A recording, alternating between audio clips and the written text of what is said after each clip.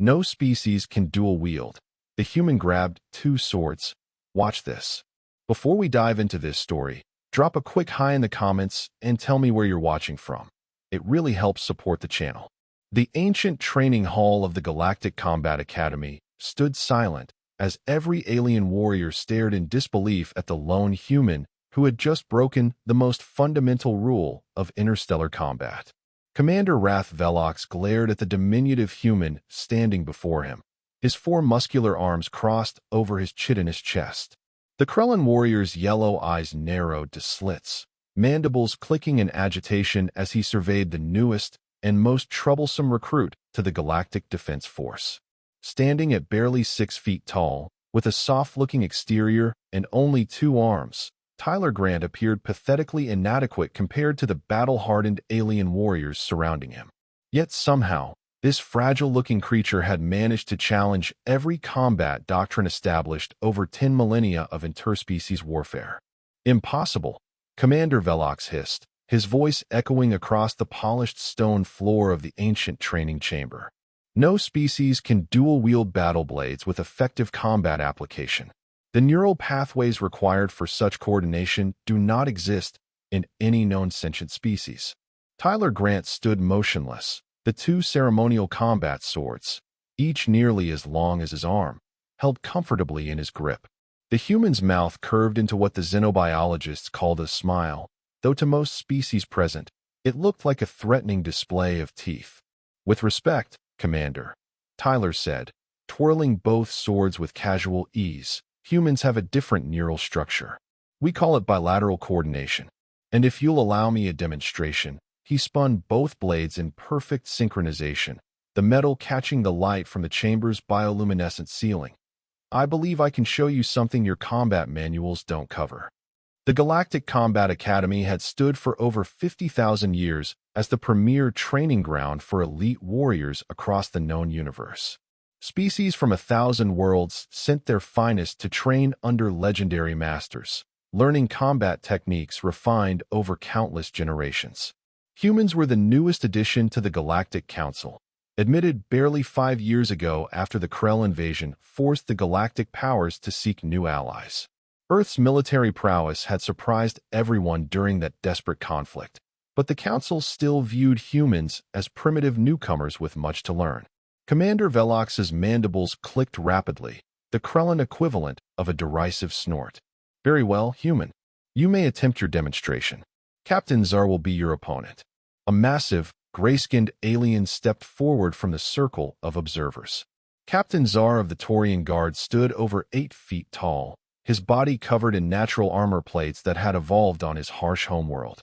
For arms extended from his torso, each ending in 3-fingered hands currently gripping a single ceremonial blade with practiced expertise. The Taurian's face was a stoic mask, black eyes revealing no emotion as he took his position across from Tyler. Tyler nodded respectfully to his opponent. Around them, the other trainees and instructors formed a wide circle. Species of all descriptions, some humanoid, others utterly alien in form, washed with varying degrees of skepticism, curiosity, and in some cases, barely concealed amusement. The human was about to be taught a lesson in humility, and no one wanted to miss it. "Standard exhibition rules," announced Commander Velox. "First to 3 scoring touches wins. Begin when ready." Captain Zar didn't wait. The massive Taurian lunged forward with surprising speed for his size, his blade sweeping in a powerful arc aimed directly at Tyler's midsection. The human spun away from the attack, both swords moving in different patterns, yet somehow perfectly coordinated. The gathered audience gasped as Tyler parried the Taurian's strike with his left blade while simultaneously executing a counterattack with his right.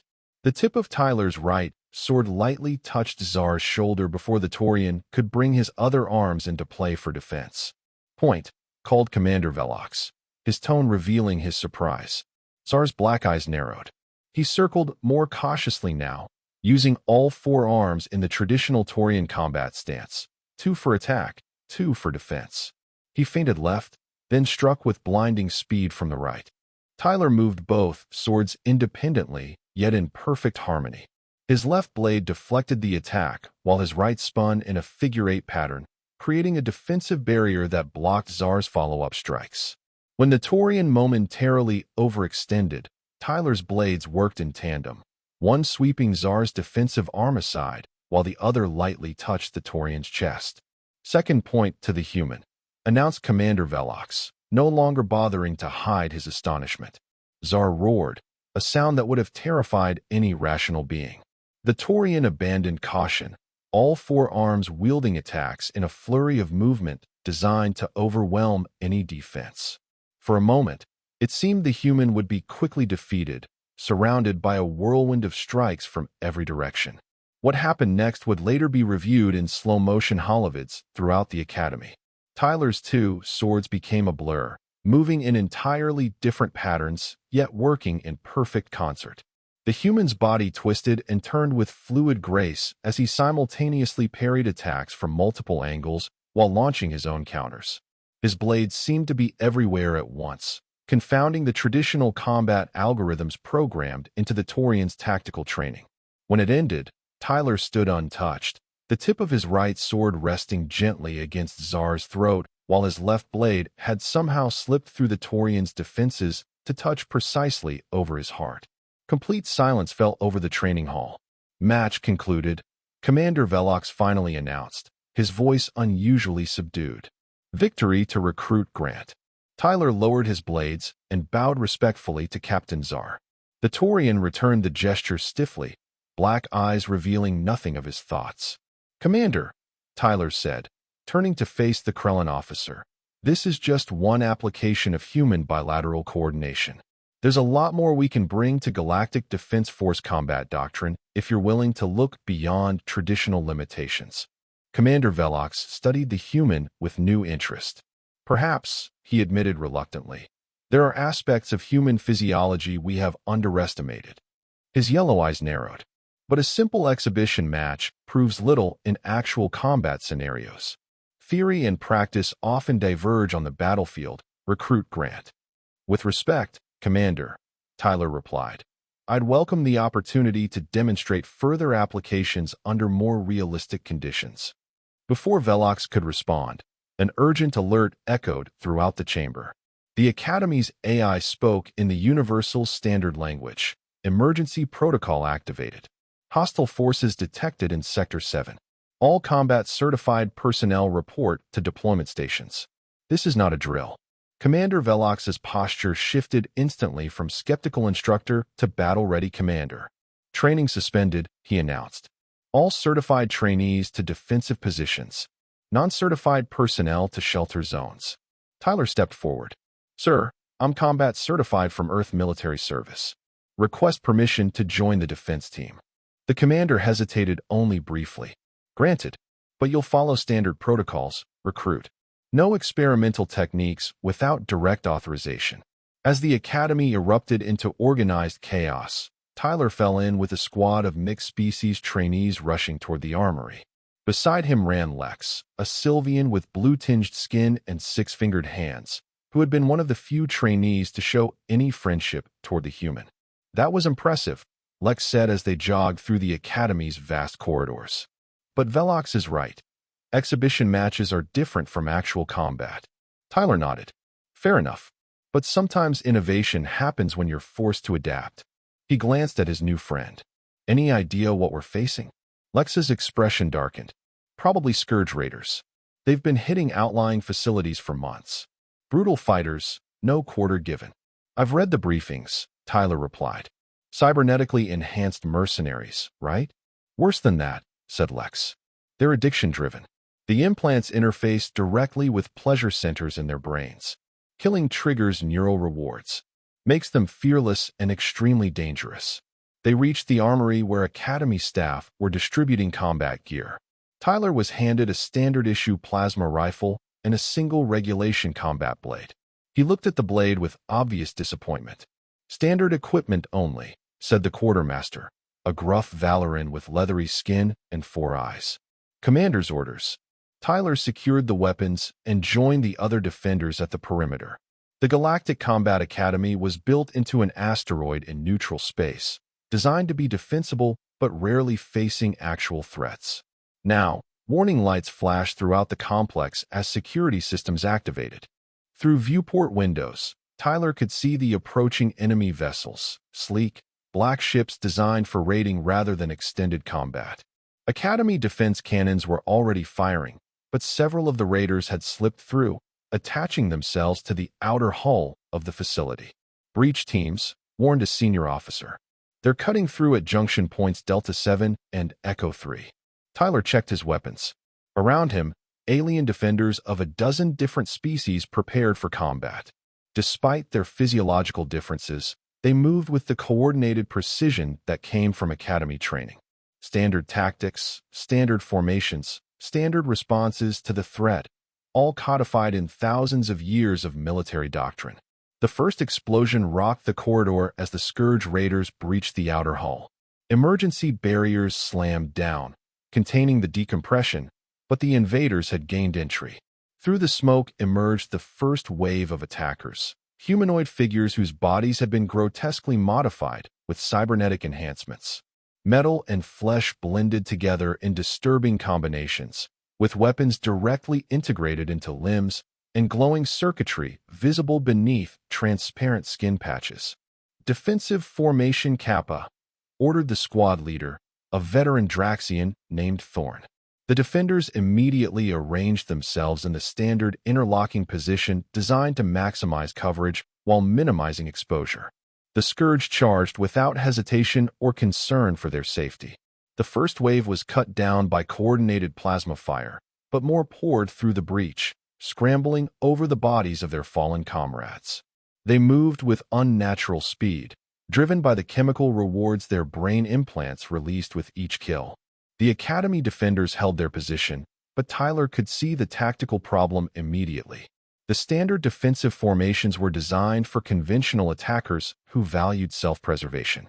The Scourge Raiders cared nothing for their own survival, making them unpredictable and difficult to counter using traditional methods.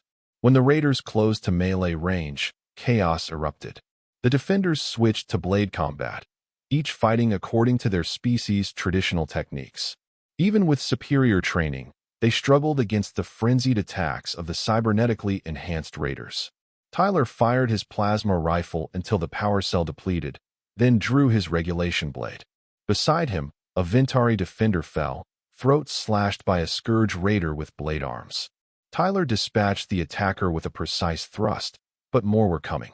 "We need to fall back to checkpoint Beta," shouted Thorn, the squad leader. Standard withdrawal pattern. Tyler watched as his fellow defenders began the carefully choreographed retreat maneuver, designed to maintain coverage while giving ground.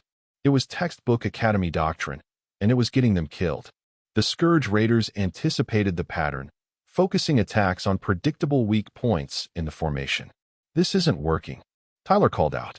"Their attack pattern is countering our standard defense." Thorn glared at him while parrying an attack. "Follow protocols, human. This is not the time for innovations." Tyler watched as another defender fell to the Scourge's relentless assault. Making a split-second decision, he ducked into a side passage and sprinted toward a maintenance locker he'd noticed during their deployment. Breaking it open, he found what he needed, a second combat blade, part of the emergency equipment. Taking both blades in hand, Tyler rushed back to the battle. The situation had deteriorated further, with the defenders now backed against a sealed bulkhead, fighting desperately against the swarming raiders. "Hey!" Tyler shouted, drawing attention from both defenders and attackers. "New plan." Before anyone could object, Tyler launched himself into the midst of the Scourge Raiders, both blades moving in the dual-wielding technique he'd demonstrated earlier. But this was no exhibition match. This was a lethal dance where every movement meant life or death. The Scourge Raiders, programmed to anticipate standard combat techniques, were completely unprepared for Tyler's unconventional style. His blades moved in different patterns simultaneously, creating an unpredictable defense while striking from unexpected angles. Where a single blade would have been blocked, his second found openings in the Raiders' defenses. One by one, the cyborgs fell as Tyler carved a path through their ranks. The Academy defenders stared in astonishment before Lex, the Sylvian, was the first to adapt. "Don't just stand there," Lex shouted to the others. "Follow the human's lead." break formation, and engage irregularly. The remaining defenders abandoned the standard tactics they'd been trained to follow and improvised individual responses. The synchronized academy formations dissolved into chaotic individual combats, which paradoxically worked better against the Scourge's predictive algorithms. Tyler continued his dual-blade assault, each sword moving independently, yet coordinated by his uniquely human neural pathways. "They're expecting patterns," he called out between strikes. "Don't give them any." Gradually, the tide turned. The Scourge Raiders, for all their ferocity, relied on predictive combat algorithms to counter standard tactics. Faced with unpredictable, improvisational fighting styles, their advantage diminished. When Commander Velox arrived with reinforcements, he found a corridor littered with disabled raiders and his battered but victorious trainees standing guard over several captured invaders. At the center of the group stood Tyler Grant, a combat blade in each hand, both stained with the synthetic blood of the Scourge. "Report," Velox demanded, his forearms clutching weapons at the ready. Squad leader Thorne stepped forward. "Sir, the Scourge breached at this position with overwhelming numbers. Standard defensive protocols were proving ineffective due to the enemy's disregard for self-preservation." The Draxian hesitated, then continued. Recruit Grant implemented an unconventional counter-strategy that proved decisive. Velox's yellow eyes shifted to Tyler. "Explain." Tyler straightened, still holding both blades. "Sir, I observed that the raiders were anticipating our standard formations and responses. Their neural implants likely contain predictive algorithms based on academy tactics. By employing unexpected techniques, specifically dual-wielding and encouraging improvisational combat, we disrupted their tactical calculations. You directly violated my order regarding experimental techniques," Velox stated, though his tone lacked genuine anger. "Yes, sir," Tyler acknowledged. "I accept any disciplinary action you deem appropriate. But with respect, I believed lives were at stake." Commander Velox surveyed the battlefield once more, noting the numerous Scourge casualties compared to the relatively few losses among the defenders. His mandibles clicked thoughtfully. "It appears," he said finally, "that we have much to reconsider regarding combat doctrine." He fixed Tyler with his alien gaze. "Report to the command center once the facility is secured. I believe the Defense Force Tactical Division will have questions about your innovation." In the following days, as the Academy returned to normal operations, Tyler found himself the subject of intense interest. Xenobiologists studied his neural patterns while performing dual-wielding techniques. Combat instructors requested demonstrations. Even species physically capable of holding multiple weapons, like the four-armed Krellans and Taurians, struggled to achieve the level of independent coordination that seemed natural to the human. 1 week after the Scourge attack, Tyler was summoned to a special session of the Academy's High Command. He entered the circular chamber to find not only Commander Velox, but representatives from a dozen major species seated in tiered rows. At the center of the room stood a holographic display showing Tyler's combat footage from the Raider attack.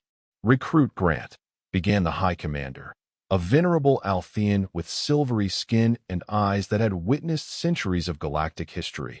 "Your actions during the recent incursion have prompted significant discussion among our tactical divisions." Tyler stood at attention, unsure whether he was about to be commended or condemned. "For 50,000 years," continued the High Commander, "the Galactic Combat Academy has refined fighting techniques based on the physiological capabilities of known sentient species. In all that time, dual-wielding of primary combat implements was determined to be inefficient and impractical due to neural limitations." The holographic display showed Tyler's movements during the battle, highlighting the independent yet coordinated actions of each blade. "Our xenobiologists have confirmed what you claimed," said Commander Velox, stepping forward. "Humans possess an unusual neural structure allowing independent hemispheric control while maintaining coordination between the two. This capability appears to be an evolutionary adaptation from your species' development, possibly related to your unusual predatory history as pursuit hunters." Furthermore, added another official, a Noshian with crystalline features, analysis of the Scourge neural implants confirmed Recruit Grant's tactical assessment. Their combat algorithms were specifically designed to counter our standardized approaches, making your improvised response particularly effective. The High Commander rose from his seat, commanding the attention of everyone present. For the first time in 12,000 years, the Academy's fundamental combat doctrine is being amended based on the natural capabilities of a newly encountered species. He fixed Tyler with a solemn gaze. Recruit Grant, you will work with our instructors to develop a comprehensive training program on human dual-wielding techniques. While other species cannot replicate your neural pathways, the tactical principles of unpredictability and asymmetric coordination can be adapted to various physiologies. Tyler blinked in surprise. Sir, I'm honored, but I'm hardly the most qualified human for such a task. I was simply applying techniques that many humans have developed over centuries. Precisely, said Commander Velox. You were not executing a carefully designed experimental protocol. You were applying natural human adaptability to a crisis situation. That is exactly what we wish to better understand. His mandibles clicked in what Tyler had learned to recognize as the Krellin version of a smile. Additionally, you will be granted the rank of combat specialist and assigned to a special tactical unit effective immediately. As the session concluded, Tyler found himself surrounded by curious officials and instructors, all eager to learn more about human combat capabilities. He answered their questions patiently, explaining the basics of human bilateral coordination and how it developed naturally in many Earth sports and martial arts. Later that evening, as Tyler sat in the Academy's observation dome watching the stars, Lex the Sylvian joined him. So, Combat Specialist Grant, Lex said, settling beside him. How does it feel to overturn thousands of years of galactic military doctrine? Tyler laughed. Honestly, a little overwhelming. On Earth, dual-wielding is just one of many martial techniques. Nothing revolutionary. That's what makes it significant, Lex replied. What seems ordinary to humans is extraordinary to the rest of the galaxy. Makes me wonder what other capabilities you take for granted that might change everything. Tyler considered this. You know, there are humans who can juggle 5 objects simultaneously while reciting poetry and doing mathematical calculations. Lex's eyes widened. You're joking. Not at all. It's rare, but human neural plasticity allows for some remarkable feats of multitasking. Most of us just never develop those abilities because we don't need them. The Sylvian shook his head in wonder. The Galactic Council thought they were admitting a primitive species when they invited Earth to join. I suspect they're only beginning to realize what humans bring to the table. We're not superior, Tyler clarified quickly. Just different. Every species has unique adaptations and capabilities. That's the whole point of the Galactic Defense Force, right? Combining our strengths. Speaking of which, said Lex, I heard rumors about your special tactical unit. They're calling it Asymmetric Response Team. Word is they're selecting members from various species specifically for unusual capabilities that don't fit standard combat profiles. Tyler nodded. Commander Velox mentioned something like that. Apparently, the Scourge incident highlighted a critical vulnerability in standardized tactics. The new unit will focus on developing unpredictable counter-strategies. And you'll be teaching everyone to dual-wield? Lex asked with a smile. Not exactly. Most species physically can't do it effectively the way humans can. But the principles of asymmetric, unpredictable combat can be applied in many ways. Tyler looked at his friend curiously. Why all the questions? Lex grinned, an expression the Sylvian had adopted from human colleagues. Because I've been selected for your team. My multifocal vision allows me to track targets in ways most species can't. Apparently, that's now considered a tactical asset rather than an interesting anomaly. Tyler clapped his friend on the shoulder. That's fantastic. When do we start? Training begins tomorrow. But I should warn you, Captain Zar has also been assigned to the team. The Taurian I faced in the demonstration? I got the impression he wasn't my biggest fan. He requested the assignment specifically, Lex said. Apparently, your unconventional technique made quite an impression.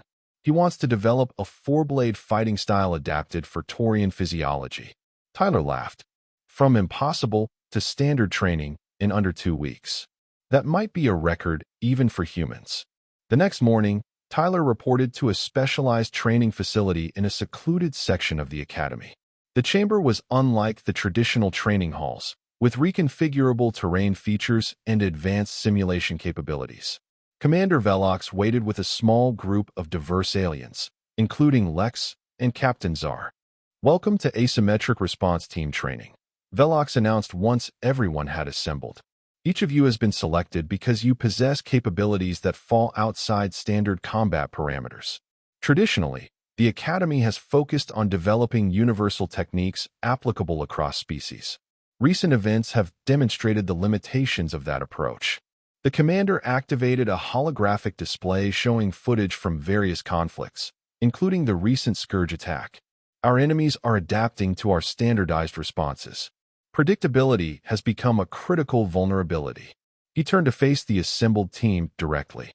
"Your mission is to develop entirely new combat approaches leveraging your species' unique capabilities. Combat Specialist Grant's dual-wielding technique is just the beginning." Tyler studied his new teammates with interest. Besides Lex and Captain Czar, there was a Ventari capable of ultra-rapid reflexes, a Moro whose semi-fluid physiology allowed unprecedented flexibility, and several other species with equally unusual capabilities. "Today, we begin with basic asymmetric combat principles," continued Velox. "Specialist Grant will demonstrate the fundamental concepts using dual-wielding as an example. Then each of you will apply those principles to your own unique physiology and capabilities." Tyler stepped forward, drawing 2 training blades. "The key to effective asymmetric combat isn't just using 2 weapons," he explained. "It's about creating unpredictable patterns by having each implement perform independent yet coordinated actions."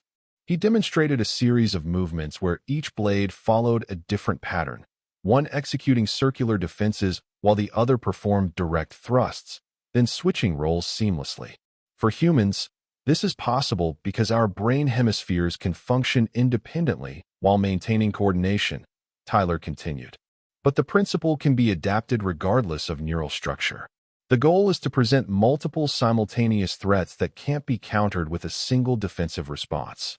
Captain Czar stepped forward, his 4 arms each gripping a training blade. "Like this."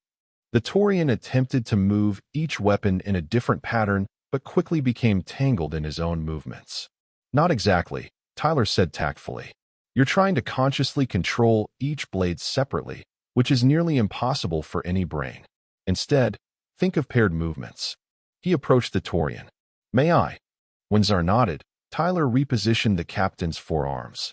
"Try this. Your upper right and lower left form one functional unit, while your upper left and lower right form another. Each pair moves in coordination, but the 2 pairs operate independently of each other." Czar attempted the modified technique. Though still awkward, his movements became noticeably more fluid as he stopped trying to control each limb separately. "Exactly," Tyler encouraged.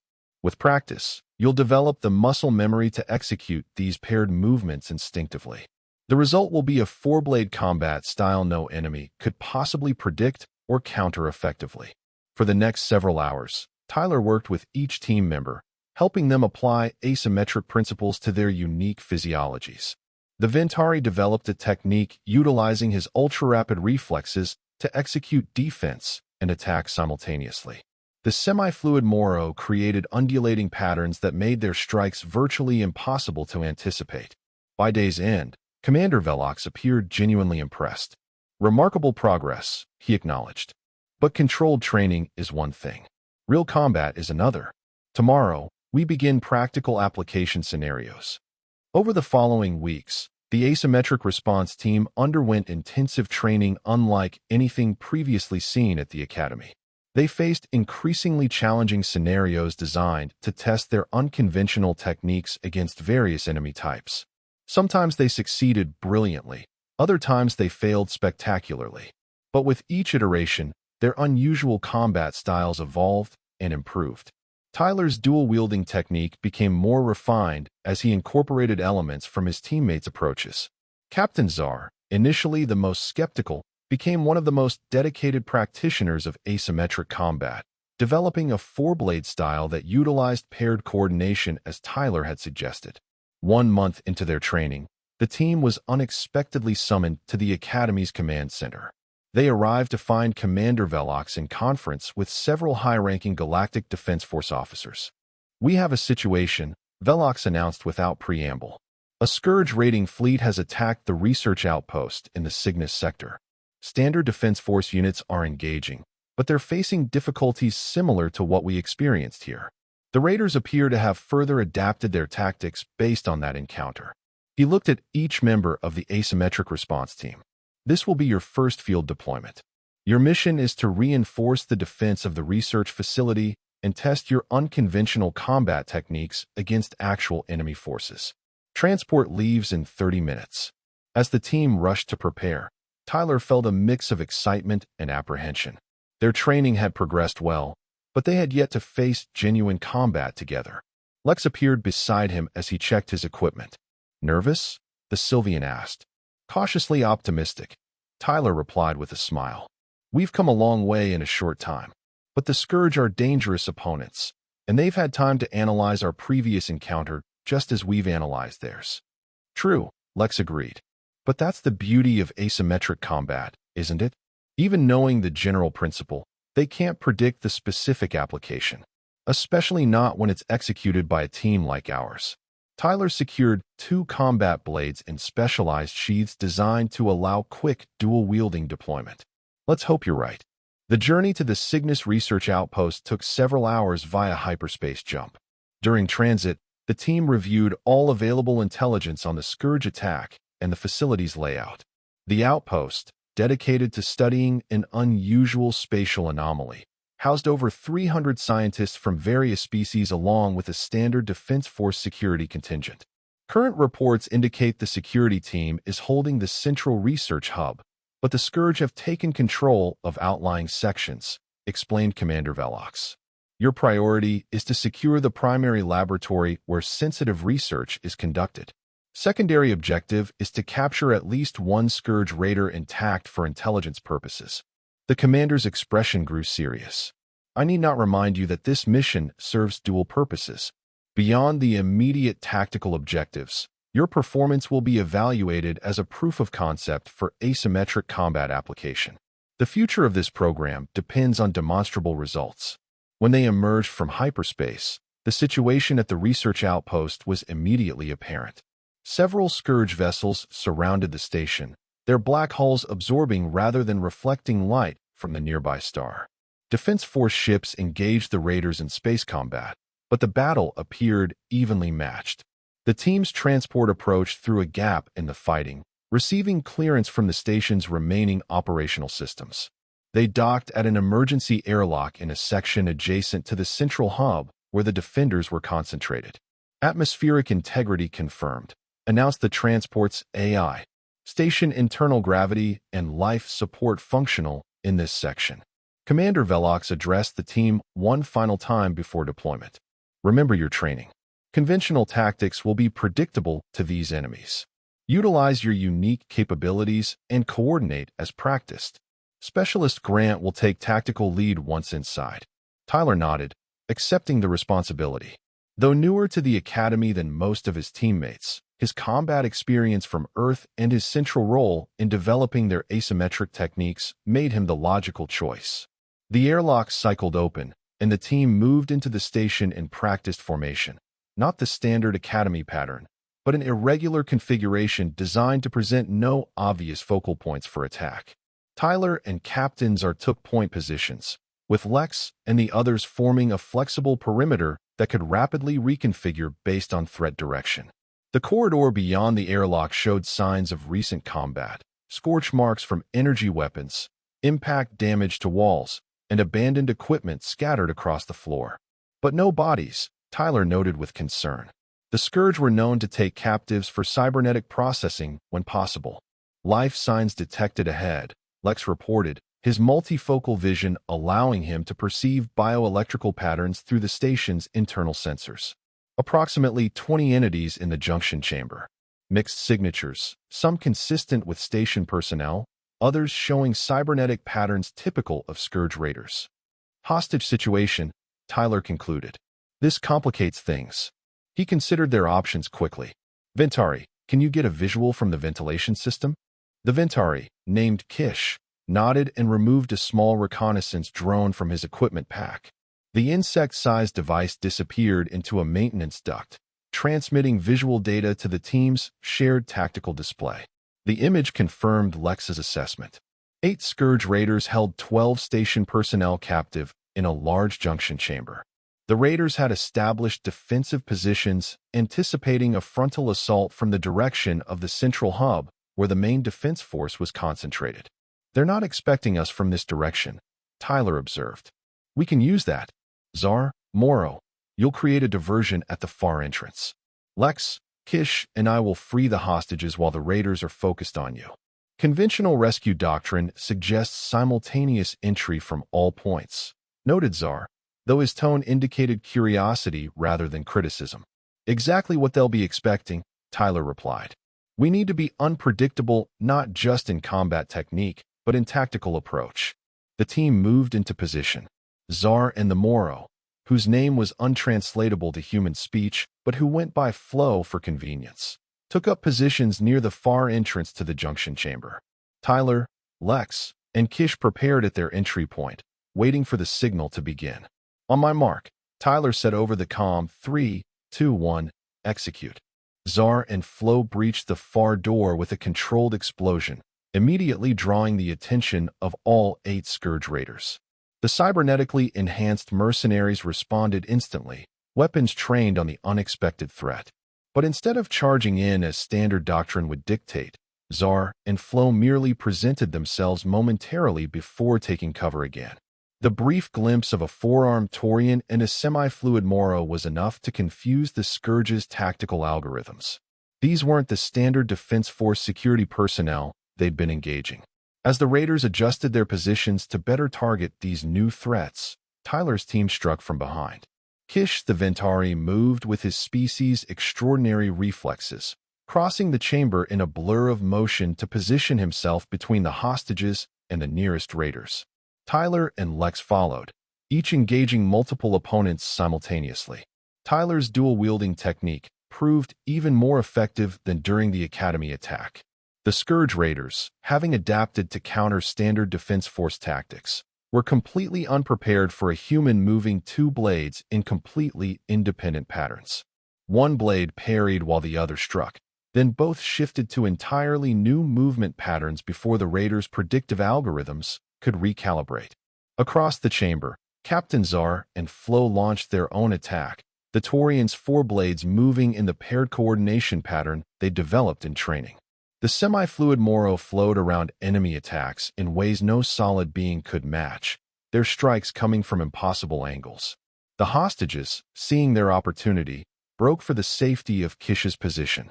The Ventari created a defensive perimeter around them, his ultra-rapid reflexes allowing him to intercept any raider that tried to recapture the escaping scientists. In less than 2 minutes, 7 of the 8 Scourge Raiders had been neutralized. The 8th, recognizing the battle was lost, attempted to activate a self-destruct implant, but Lex's multifocal vision detected the subtle change in the Raider's bioelectrical pattern. "Suicide attempt," the Sylvian warned, launching himself across the chamber to tackle the Raider. With precise application of a neural disruptor, Lex rendered the cyborg unconscious before the self-destruct sequence could complete. "All hostiles contained," reported Captain Zar. "Hostages secure." Tyler surveyed the chamber, confirming all threats were neutralized. "Good work, everyone. Kish, get these people to safety in the central hub. Lex, secure our prisoner for transport. The rest of you, with me, we still need to reach the primary laboratory." One of the rescued scientists, a Terran woman with short dark hair and the insignia of a research director, approached Tyler. "Thank you for the rescue, but you need to know, the Scourge aren't just raiding. They're after specific research data from the anomaly studies. If they access the primary lab's quantum servers, they could extract information that would be catastrophic in their hands." "What kind of research?" Tyler asked.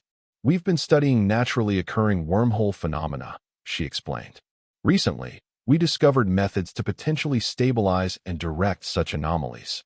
In the wrong hands, this could create untraceable strike capabilities against any target in the galaxy." Tyler nodded grimly. "Understood. We'll secure the laboratory. Kish, Get the director and the other personnel to safety, then rejoin us at the lab. With the hostages heading toward the secure central hub under Kish's protection, the asymmetric response team proceeded deeper into the station. They encountered scattered resistance from Scourge raiders, but dealt with each threat efficiently using their unconventional techniques. "I'm detecting heavy cybernetic signatures ahead," Lex reported as they approached the primary laboratory. "At least 15 raiders, plus something larger, possibly a command unit." Tyler had studied intelligence reports on Scourge operations during their training. Command units are heavily augmented elite raiders, typically with tactical override capabilities. They can force subordinate raiders to act against self-preservation instincts and directly control their cybernetic systems. "That explains the coordinated tactics we've observed," said Captain Czar. "Standard Scourge raiders operate with significant autonomy, but these have been moving with unusual synchronization." The team reached a junction providing visual access to the laboratory entrance.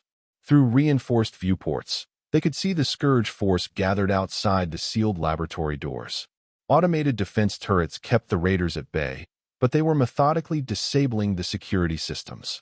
At the center of the group stood a massive figure nearly 9 feet tall, its body more machine than organic, with multiple weapon systems integrated directly into its chassis. "Definitely a command unit," Tyler confirmed. "And they're almost through the lab's outer defenses." He studied the situation, quickly developing a plan. Standard tactics would dictate a frontal assault with concentrated firepower on the command unit. "So we'll do the opposite. Flo, can you access the maintenance conduits to approach from above?" The Moro rippled in affirmation, their fluid body allowing them to squeeze through spaces no solid being could navigate. "Good. You'll target the command unit from above, but don't engage immediately. Lex, use your multifocal vision to identify the communication nodes linking the command unit to its subordinates. When Flo attacks, you target those nodes specifically." Tyler turned to Czar. "Captain, you and I will create a diversion that looks like a standard frontal assault, but with a twist. We'll make it appear we're following Academy tactical doctrine, then abruptly shift to asymmetric patterns when they adjust to counter us." The Taurian's black eyes gleamed with understanding. "A tactical feint. They'll commit resources to counter a threat that transforms into something else entirely." "Exactly. Let's move." The team split up, each member taking position according to Tyler's plan. Flo disappeared into the ceiling conduits, while Lex found an observation point with clear sight lines to the command unit. Tyler and Czar prepared at the main corridor junction, weapons ready. In position, came Flo's whispered confirmation over the comm. "Ready," added Lex. Tyler nodded to Czar. "Execute standard assault pattern Gamma. Make it look convincing." The two charged into the corridor, moving in the precise formation that generations of Academy graduates would recognize instantly. They fired suppression shots with their secondary weapons, drawing the attention of the Scourge raiders. As expected, the cybernetically enhanced mercenaries immediately adjusted their positions to counter the textbook approach. The command unit, its systems likely containing extensive Academy tactical data, issued silent commands to its subordinates. The raiders formed a counter formation designed specifically to trap attackers using the Gamma pattern. Just as the Scourge committed to their response, Tyler called out, "Shift now." Instantly, he and Czar abandoned the standard formation. Tyler drew both blades and launched into his dual-wielding technique, while Czar activated all 4 of his arms, each wielding a different weapon. Their movements became completely unpredictable, confounding the raiders' tactical algorithms. Simultaneously, Flo dropped from the ceiling directly onto the command unit, their semi-fluid body wrapping around the cyborg sensor arrays. As the massive construct thrashed, trying to dislodge the unexpected attacker, Lex targeted the communication nodes with precise shots from his specialized disruptor weapon. The effect was immediate and dramatic. With its control network compromised, the command unit could no longer coordinate its subordinates. The raiders, suddenly cut off from central direction, reverted to individual combat protocols, making them vulnerable to the team's asymmetric techniques. Tyler carved through the disorganized raiders, his dual blades moving in patterns no predictive algorithm could anticipate. Czar's forearm style proved equally effective, the Torian spinning and striking with a grace that belied his massive size. Between them, they created a path directly to the laboratory entrance. The command unit, though partially blinded by Flo's attack and unable to control its subordinates, remained a formidable opponent. It activated integrated weapon systems, firing indiscriminately at all targets. One blast caught Zar in the shoulder, spinning the Torian around but not penetrating his natural armor. "I need assistance with the command unit," called Flo, struggling to maintain their position as the cyborg systems released electrical charges trying to dislodge them. "On it," Tyler called back. He finished dispatching the raider he was engaging and sprinted toward the command unit. Analyzing the construct as he approached, he identified vulnerable connection points between the organic and mechanical components. With a running leap, Tyler launched himself at the command unit, both blades aimed at different targets simultaneously. His left blade severed a hydraulic control line, while his right plunged into a neural interface junction. The massive cyborg staggered, its systems momentarily overloaded by the dual attack. Lex took advantage of the opening, firing a concentrated burst from his disruptor directly into the command unit's primary processor node. The cyborg froze, its weapon systems powering down as emergency protocols initiated to preserve its core functions. "Command unit neutralized," reported Lex. "Remaining raiders are disorganized." Captain Zar, despite his injury, continued engaging the few raiders still functioning. Without central coordination, they were no match for the Torians' four-blade technique. Within minutes, the entire Scourge force had been disabled. Tyler approached the laboratory doors, which remained sealed behind multiple security layers. "Research Director." He called over the comm link to the central hub where the rescued scientists had been taken. "We've secured the primary laboratory entrance. All Scourge forces in this section have been neutralized." "Excellent work," responded the director. "I'm sending the override codes to unlock the laboratory. The defense systems should recognize you as friendly once the codes are accepted." The massive doors slid open, revealing the advanced research facility beyond. Banks of quantum computers lined the walls, processing data from the spatial anomaly visible through a massive viewport at the far end of the lab. The anomaly itself appeared as a swirling distortion in space, neither fully visible nor entirely absent. "Facility secure," Tyler reported to Commander Velox. "Primary objective achieved. We've also captured a Scourge command unit intact for intelligence purposes." "Outstanding work," came the commander's reply. "Defense Force vessels have routed the remaining Scourge ships. Hold position until the security team arrives to take custody of the prisoners." As the adrenaline of combat faded, Tyler took a moment to check on his teammates. Zar's injury was minor, already being treated by emergency medical nanites. Flo had resumed their normal configuration after the stressful extension around the command unit. Lex appeared tired but satisfied, and Kish had returned from escorting the hostages to safety. "Everyone okay?" Tyler asked. "Functional," replied Zar, in typical Torian understatement. "That was remarkable," said Lex, examining the disabled Scourge raiders. Their predictive algorithms were specifically calibrated to counter standard Academy techniques with an efficiency I've never seen before. Yet our asymmetric approach completely negated their advantage. Tyler nodded. "That's the point. No matter how sophisticated their predictive systems, they can't counter what they can't anticipate. And they can't anticipate what doesn't follow established patterns." The research director returned with the security team, who took custody of the captive raiders. She approached the asymmetric response team with obvious gratitude. "You've saved not only our lives but research that could transform interstellar travel," she told them. "The Galactic Science Council will be extremely grateful." She looked at Tyler curiously. "If you don't mind my asking, what combat doctrine were you employing? I've never seen Defense Force personnel fight like that." "It's a new approach we're developing at the Academy," Tyler explained, "based on unpredictability rather than standardized responses."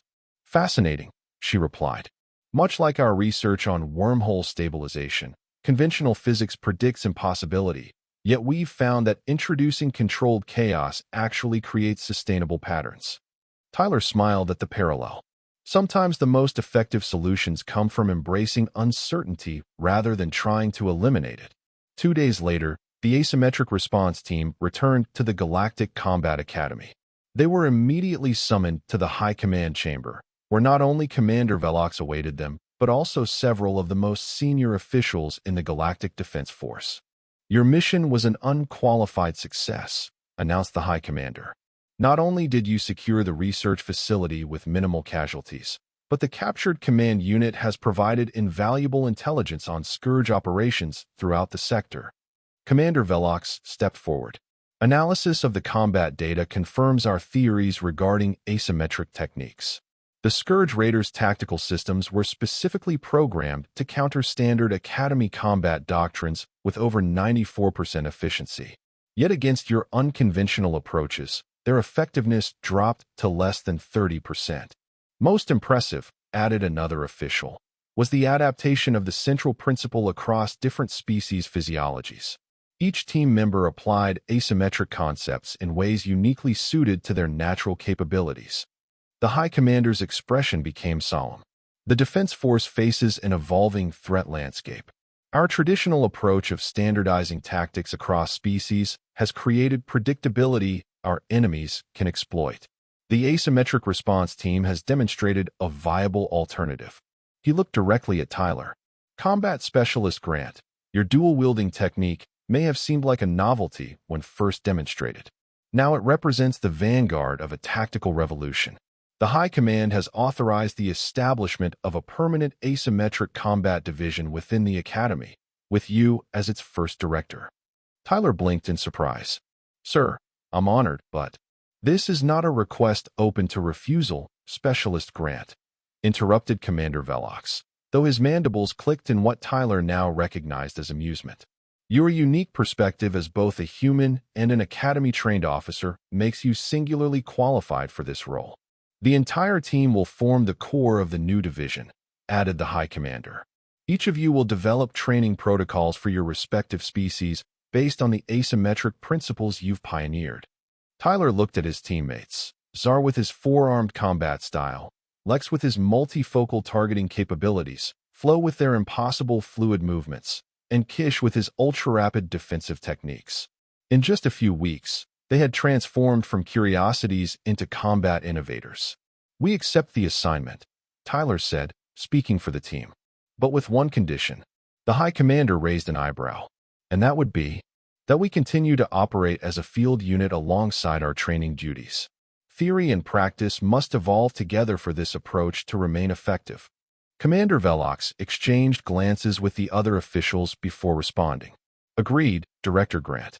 The asymmetric response team will maintain operational status while developing the new division." In the months that followed, the Academy underwent a fundamental transformation. The asymmetric combat division grew rapidly as species throughout the Galactic Defense Force sent representatives to learn the new techniques. Traditional combat doctrines weren't abandoned, but rather supplemented with unpredictable variations that made Defense Force operations significantly more effective against adaptive threats. Tyler found himself not only training new recruits, but also consulting with xenobiologists and neural specialists to better understand how different species could develop their own unique asymmetric capabilities. His dual-wielding technique, once considered impossible, became just one example among many of how conventional limitations could be overcome through innovative approaches. One evening, as Tyler observed a training session where Captain Zar was instructing a group of four-armed species in his paired coordination technique, Commander Velox joined him. "Quite a change from when you first arrived at the Academy," the Krellin noted. Tyler nodded. "Back then, you told me no species can dual-wield with effective combat application. A statement proven definitively incorrect," Velox acknowledged. "One of many assumptions we've had to reconsider. The Galactic Council has taken notice as well.